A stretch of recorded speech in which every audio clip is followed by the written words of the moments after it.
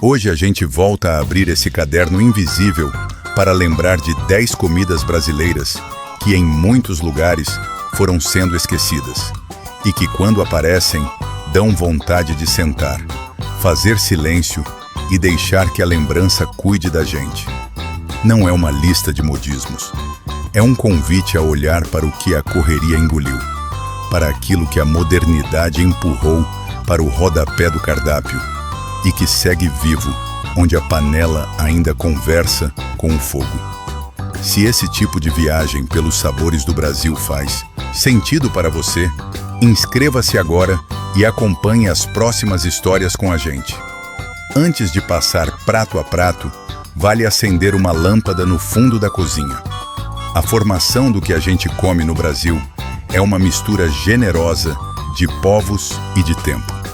Tem raiz indígena, técnica africana, memória portuguesa, sotaques árabes e italianos, caminhos tropeiros e marés que sobem e descem nas nossas costas.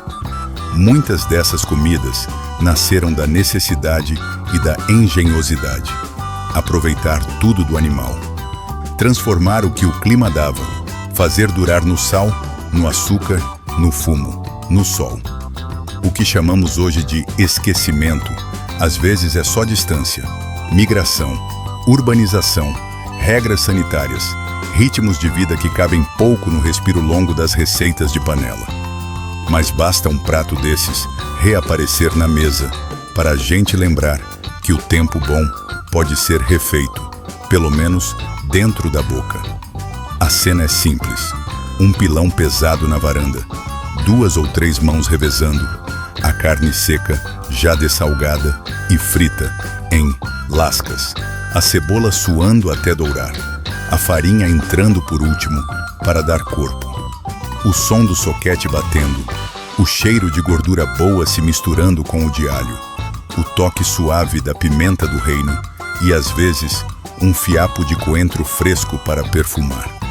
Essa paçoca gruda de leve no céu da boca e pede um gole de café preto. Pede sombra de fim de tarde. Nas estradas antigas, era comida de viagem porque alimentava, resistia e não precisava de prato. Hoje, ela quase some do cotidiano urbano, substituída por sanduíches apressados e snacks de prateleira. Mas quando reaparece, é como pegar de volta a mão de um avô. Firme, simples, certeira. Do pilão seguimos para uma abóbora que se derrete, que bebe.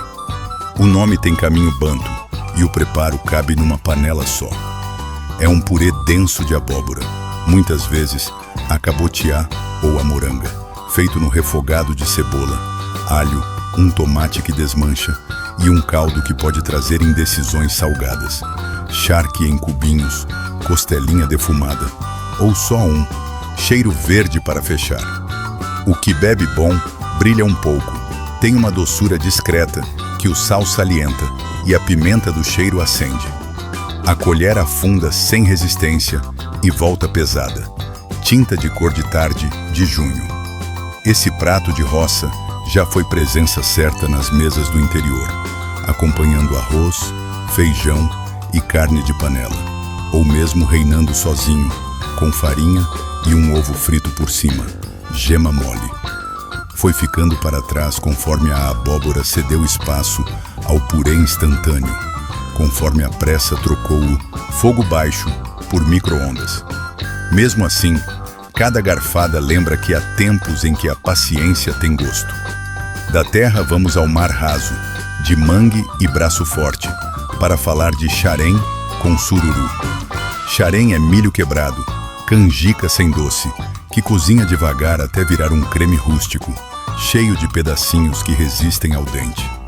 Sururu é o molusco dos mangues do Nordeste, apanhado de madrugada, lavado no balde, cozido no tempero que leva coentro, alho, cebola e leite de coco. Quando os dois se encontram, o resultado é um consolo salgado. O caldo do marisco pinta o milho de um sabor redondo, ligeiramente iodado. O leite de coco empresta maciez e perfume. Um fio de azeite de dendê pode aparecer discreto para dar cor e uma sombra de fruto. Esse prato tem a cara de Alagoas e de Pernambuco. Tem cheiro de feiras, de panelas em barraquinhas de rua, de quentura boa. Em muitas cidades, o sururu foi empurrado para longe por questões de higiene mal resolvidas, por preconceito contra o mangue, por desconfiança da origem. E com ele, o xarém foi saindo de cena, ficando no repertório de quem insiste em cozinhar como se cozinha para os seus. Ainda bem que sempre existe alguém insistindo. Se é para insistir, insistimos no maranhense arroz de cuchá, prato de acidez inteligente e textura cheia de pequenas surpresas. Cuchá é o molho feito com as folhas da vinagreira, aquela planta de nome que já entrega sua vocação, cozidas, espremidas e refogadas com gergelim torrado, camarão seco, farinha e, às vezes, amendoim. O arroz entra como moldura. O primeiro garfo traz um puxão de acidez e sal, o contraste de algo levemente mucilaginoso da folha, o crocante do gergelim, o aroma profundo do camarão seco. É um casamento que diz muito da presença africana na culinária do Maranhão, da influência que o tempo fixou em sabor. O arroz de cuchá iluminou almoços de festas, marcou casamentos, encontrou seu lugar nas rodas do Bumba Meu Boi. Mas a vinagreira não se encontra em qualquer hortifruti e o cuchá pede tempo, pede mão. Aos poucos, foi ficando restrito, quase secreto. É dessas comidas que, quando chegam à mesa, acalmam e provocam, lembrando que a acidez também é afeto. Agora, um assunto que muita gente prefere evitar e que justamente por isso foi desaparecendo: galinha à cabidela. Prato de origem portuguesa, transposto com genialidade para a cozinha brasileira, a cabidela de galinha nasce do princípio de aproveitar tudo do animal. O sangue é colhido no momento do abate, misturado a vinagre para não talhar, e depois vai engrossar o molho escuro, onde a galinha caipira cozinha, acompanhada de alho, cebola, uma folha de louro e, às vezes, um toque de pimenta malagueta. O resultado é um molho aveludado, de sabor profundo, com um ligeiro ferroso que o vinagre equilibra. É prato polêmico, sentimental e ritual. É também vítima das novas regras de vida. As pessoas se afastaram do abate, das granjas, do manejo. Lojas e mercados já chegam com a ave limpa, sem vestígios, e normas sanitárias tornaram o sangue um ingrediente raro. No entanto, a lembrança de uma cabidela bem feita, arroz absorvendo aquele molho, a pele da galinha ao mesmo tempo macia e resistente, é a lembrança de um Brasil onde a comida era assunto sério de família, e não só de delivery. Seguindo nesse terreno onde a miudeza é grandeza, está o sarapatel. Comida de festa e de domingo preguiçoso em muitos lugares do Nordeste, ele é um cozido de miúdos de porco, fígado, coração, rins, marinados em vinagre e especiarias, aferventados, refogados com pimentões, tomate, alho e cebola. Em algumas receitas, leva o próprio sangue do porco para dar cor e sabor ainda mais intensos. O sarapatel talvez tenha vindo no mesmo baú cultural onde viajaram portugueses e goeses, carregado de referências de Goa, temperado na Bahia, amado em Pernambuco e Paraíba. Sua força está no equilíbrio entre o ácido do vinagre, o doce natural da cebola bem dourada, a densidade das vísceras. É comida que pede pão, ou farofa, que pede conversa lenta, que pede uma tarde que não tem pressa. Nos últimos anos, foi perdendo espaço para um repertório que, ao evitar as vísceras, também evita o que essas receitas simbolizam: aproveitar a vida toda do animal, cozinhar com coragem, respeitar a tradição. E quando volta à mesa, prova que há lugar para tudo, que paladar adulto se educa também na panela da avó. Do Nordeste cortamos para o Norte e paramos num porto onde o tempo tem outro ritmo: a maniçoba. A primeira, vista, parece simples. Um cozido de folhas de mandioca brava, aquelas que precisam de tempo e fogo para perder o veneno, com carnes salgadas e defumadas, às vezes com charque, linguiça, orelha, rabo, pé. A realidade é uma novela. As folhas são moídas e vão à panela por dias, borbulhando em fogo manso, até que a cor escureça e o perfume mude, perdendo a agressividade e ganhando profundidade. Em Belém, a maniçoba reina no Círio de Nazaré, mentora de um encontro anual, onde fé, rua e panela dividem a mesma emoção. O primeiro prato de maniçoba é sempre uma surpresa para quem não conhece. A colher corta um caldo espesso, de cor verde quase preta, onde os pedaços de carne aparecem como lembranças sólidas. O sabor é de mato cozido em fogo antigo, com notas defumadas e salgadas, um conforto que exige confiança. Fora do norte, ela é rara, e por isso faz falta, porque traz na boca uma geografia e uma experiência de cozinha que não cabem em pressa. Se o norte pede tempo, o São João do Nordeste também sabe demorar. E é nessa roda que aparece o mugunzá salgado, a canjica sem açúcar que quase sumiu. O milho branco é deixado de molho, cozinha até ficar macio, e aí se transforma em caldo grosso ao receber charque em cubos, queijo coalho em pedacinhos, leite e muitas vezes leite de coco.